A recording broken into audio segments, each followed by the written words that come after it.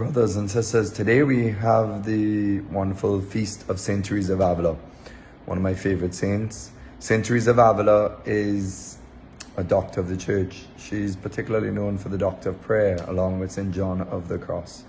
Their teachings on prayer and the mystical stages in prayer have influenced the imagination of the church for centuries. Saint Teresa of Avila was a mystic. And her prayer, even though she experienced extraordinary things at times, we can still use with discretion her advice and her own experience of the Lord to maybe help and encourage us, motivate us in our own spiritual life. I just want to read first from the Catechism of the Catholic Church about mysticism and about it being the universal call. We're all called to be mystics. Every baptized person is a mystic. And fulfilling your baptism union with Jesus, which is what baptism established, your participation in Jesus in a very real way, in his life, in all that he did, that is a mystical union. The church says in the Catechism, spiritual progress tends toward ever more intimate union with Christ.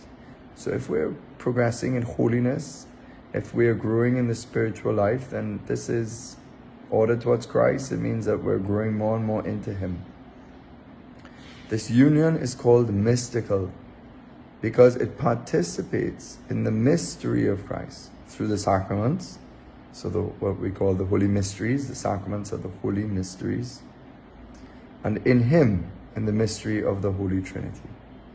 God calls us all to this intimate union with him. Even if the special graces or extraordinary signs of this mystical life, so like Padre Pio's stigmata, maybe ecstasies, raptures that some of the people experience, the saints, intense, infused contemplation. This is what the Catechism means by special graces or extraordinary signs.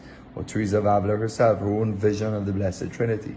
Many of us will not have that privilege of experiencing such a vision of the Blessed Trinity, but we can still have an experience and a vision of Christ through faith, just by believing it. But the Catechism goes on to say, even if the special graces or extraordinary signs of this mystical life are granted only to some, for the sake of manifesting the gratuitous gift given to all.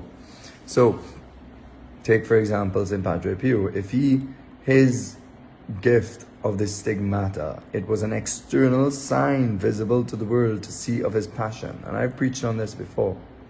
That manifestation of his wounds visibly in his hands to the world is invisible in all of us, and to some extent. Maybe we don't have the exact pain in our body, but many of us have pains in our bodies through sickness and illness and arthritis and cancer, different things. It's all a share in the passion of Jesus. And so you may not have wounds and holes in your hands and feet, but you have the wounds of Jesus in your body. And, the same thing with Saint Teresa of Avila. Her experience, the Lord appeared to her many times. And these are extraordinary manifestations of grace. But the Lord comes to each one of us. We have to just believe it. But he comes to us if we close our eyes. And this is some of the advice of St. Teresa of Avila. If you want to enter deep prayer, maybe as an aid, in your room, imagine Christ standing next to you and speak to him as a friend. Teresa got to see him with her eyes. The visionaries in Fatima, in Medjugorje, they get to see Our Lady with their eyes. Yes, what a beautiful grace. But it's maybe more meritorious for us to actually believe with faith what we can't see. The Lord said that. Blessed are those who believe and have not seen. So it's more meritorious for us. And so we might feel that these visionaries, give special graces, and they are. But if we believe and we have not seen, that has more merit to God.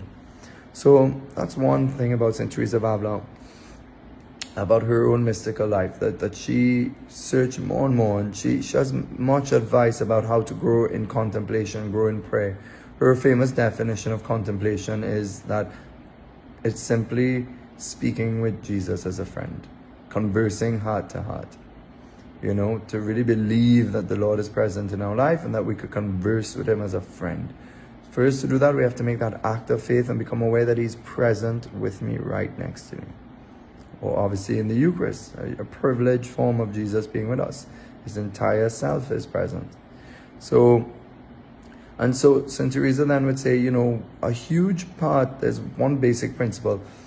If we want to grow in prayer and advance in deeper union of Christ and go to different mystical states with him and receive different graces, it depends on how we live and conform ourselves to the gospel.